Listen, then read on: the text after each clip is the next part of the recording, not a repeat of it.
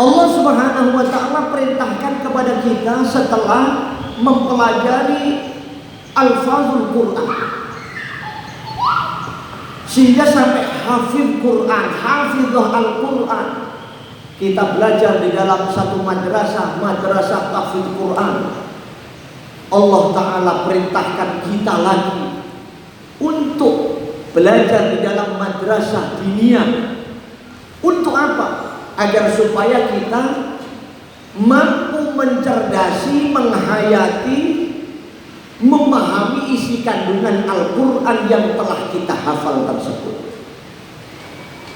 Setelah kita mempelajari, memahami makna isi kandungan Al-Quran tersebut, apakah sudah cukup sampai di situ? Tidak. Ternyata Allah Ta'ala perintahkan kita lagi agar supaya kita belajar di dalam madrasah yang berkaitan dengan Al-Quran itu, yaitu madrasah dakwah. Jadi yang pertama madrasah tahfidzul Quran untuk menjaga alfazul Quran. Setelah itu kita masuk madrasah diniyah semacam ini madrasah diniyah ini. Untuk apa? Untuk menjaga makna Al-Quran, makna-makna yang terkandung di dalam Al-Quran itu. Kemudian berikutnya kita masih dituntut lagi untuk masuk di dalam madrasah, yaitu madrasah dakwah. Apa maksud dan tujuannya? Untuk mengamalkan dan menyampaikan apa yang ada di dalam isi kandungan Al-Quran tersebut. Jadi tidak cukup hanya hafal saja, tidak cukup.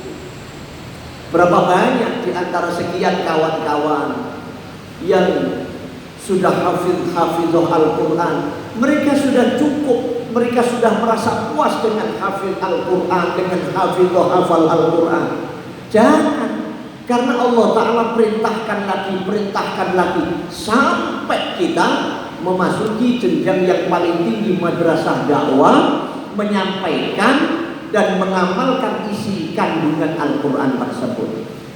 Apakah berhenti sampai di situ ketika kita sudah memasuki madrasah dakwah, belajar untuk mengamalkan dan menyampaikan isi makna kandungan Al-Quran? Tidak. Allah Ta'ala masih perintahkan lagi.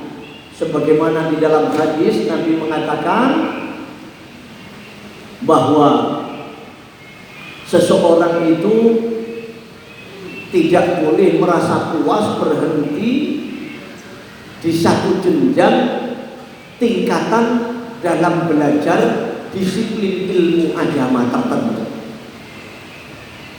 Maka yang paling tinggi, kata Nabi, an-nasu kulluhum halka illal alim.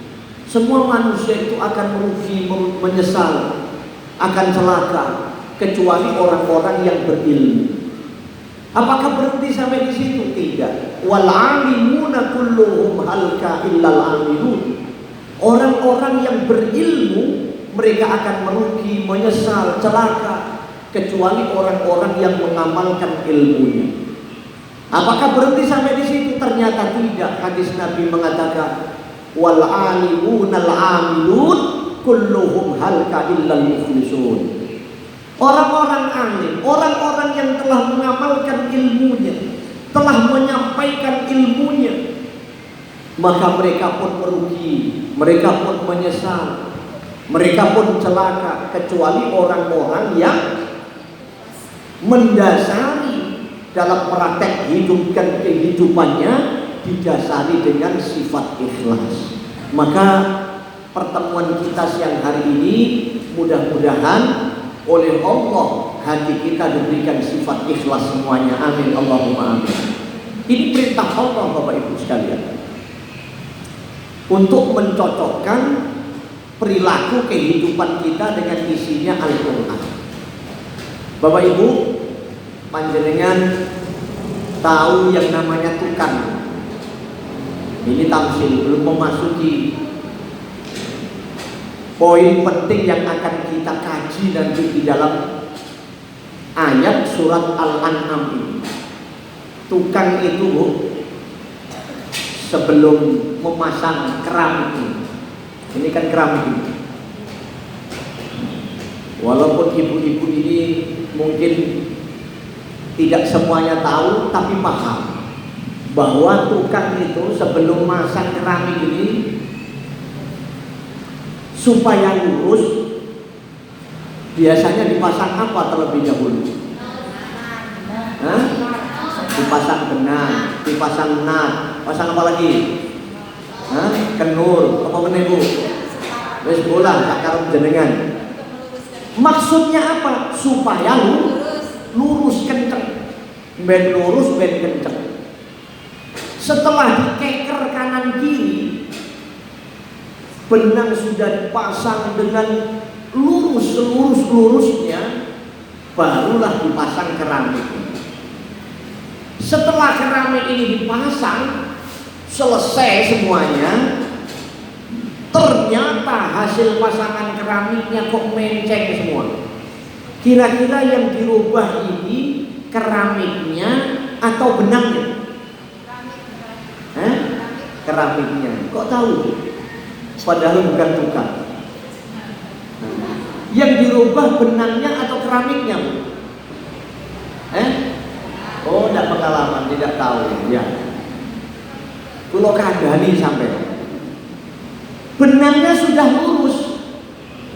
Begitu dipasang keramiknya, hasil pasangannya menceng semua. Ini yang dirubah keramiknya atau benangnya? Jadi ibu mau kenur jadi. Sing dirubah kenurnya apa keramik ibu? Keramiknya. Diteteli kabeh. Mergo apa?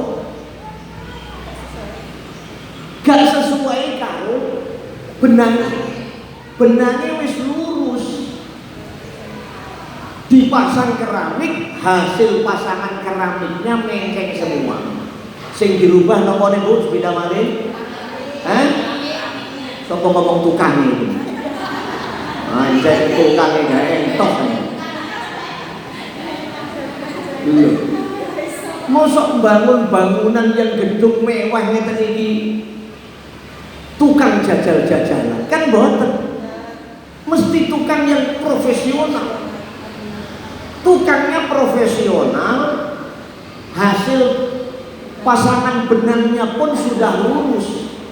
Lah kok keramiknya dipasang, hasil pasangannya menceng semua. Tentu yang dirubah bukan benangnya, apalagi tukangnya, bukan. Sing dirubah keramik. Para yang menurut nuwun sewu, isine Quran iki wis bener. Isine Quran iki wis bener, mutlak kebenarannya. Lajeng kula panjenengan belajar nyocokno kelakuan kula panjenengan karo isine Quran. Lah kok dadak ora cocok belas. Kelakuan kula panjenengan menceng kabeh gak cocok karo isine Quran. Kira-kira sing dirubah Qur'ane apa kelakuane? Kelakuane apa Qur'ane? Kelakuan. Mboten mungkin Quran iki dirubah. Tidak mungkin Al-Quran ini mutlak kebenarannya.